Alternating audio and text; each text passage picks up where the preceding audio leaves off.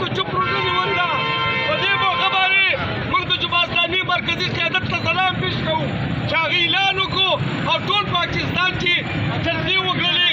دا د هغې یو کړی ده.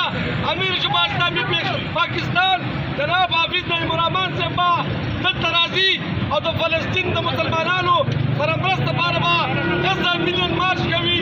تاسو ته دا هدایت دي چې څومره کمبختې ګاډۍ د جلسهګاه ته به د کورسو دې سره لږ په فاصله کې ودرېږئ او بیا به د جلوس په شکل کې موږ جلسهګاه ته ننوځو. ښه په طریقه باندې دا هر څه دا دکاندار دا پولیس او دا ولس دا ټول زموږ دي.